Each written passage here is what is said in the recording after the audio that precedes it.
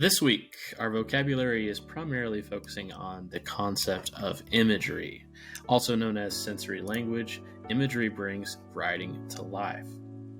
Let's go ahead and get into those 10 words and definitions.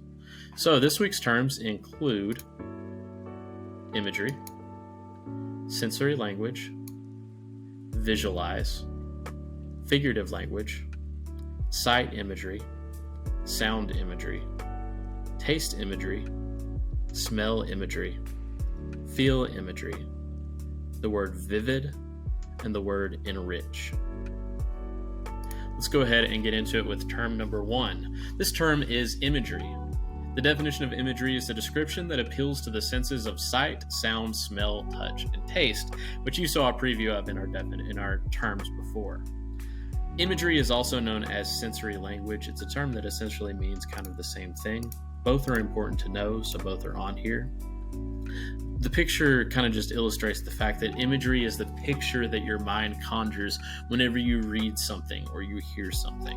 Writers try to put imagery or sensory language into their writing so that you have a more vivid picture in your mind of things going on. If the writer is able to get it to where your mind is imagining all these things and pulling you into the story, it makes the story a lot more interesting. Term number 2 is sensory language. Like we said before, sensory language is just descriptive language that attempts to invoke or bring out one or more of the 5 senses. This is known as imagery. Sensory language we have on our little graphic on the sides. They're words or phrases that connect to the 5 senses, which we'll be talking about as we go through the rest of our vocabulary terms. Sensory language connects to senses, so keep that in mind to help you remember it. Let's look at word number 3.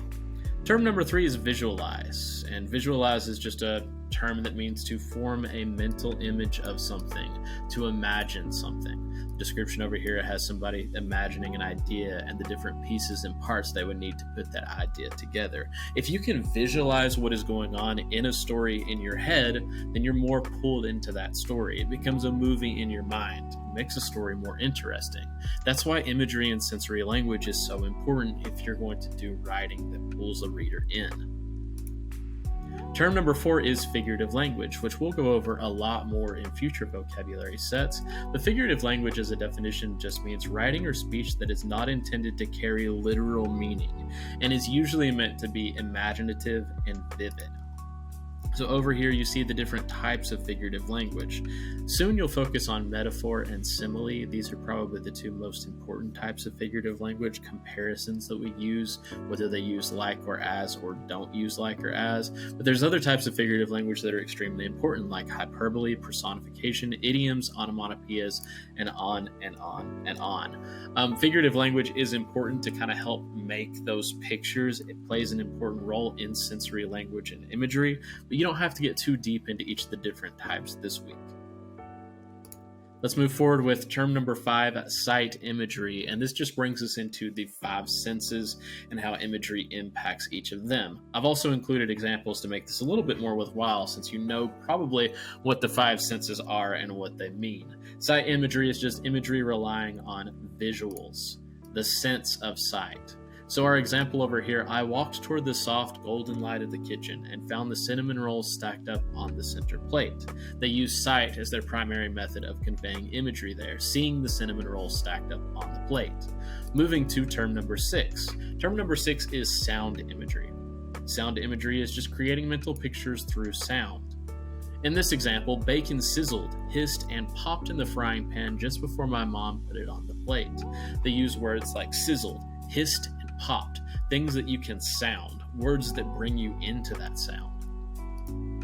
Term number 7 is taste imagery, and of course this is just a description meant to appeal to the sense of taste. So example, I placed some bacon on top of my cinnamon roll and bit the fluffy dough. The savory pork and spiced pastry burst on my tongue.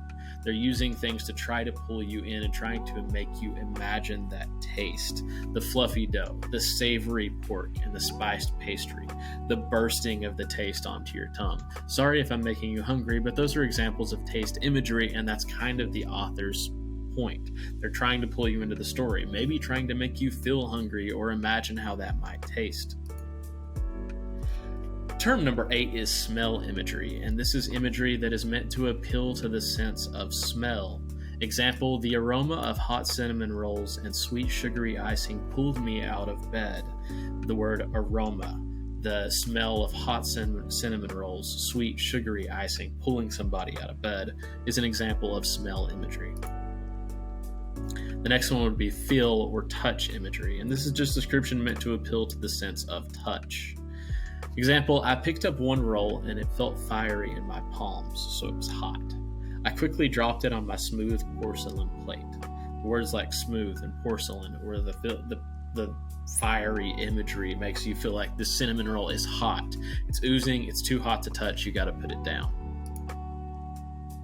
Let's move to a word outside of the 5 senses now. Term number 10 is vivid. Vivid means bright, distinct, and clear. Great sensory language may make a mental picture more vivid, or it may make it stand out more. So looking at the difference of details versus vivid details, what makes a scene vivid? Most of those examples we looked at before in sensory language had several adjectives to appeal to the senses, to make the cinnamon roll seem more realistic, or strong verbs to make those sentences pop out more. Don't just tell all the important details of the scene, describe each detail with at least one word. It's the fiery cinnamon roll, or the smooth porcelain plate. It makes things more vivid and makes that mental picture so much better. Our last word number 11, is enrich, and it's kind of similar to what we had with vivid. To enrich something is to improve the quality of something, to make it more clear.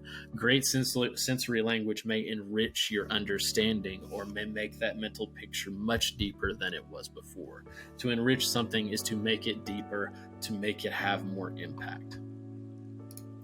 And those are our terms and definitions for this week. Use your vocabulary notes that you've put down, these terms and definitions, to help you answer questions that may come up for you. Thank you for reviewing these terms and definitions, and I'll see you next week.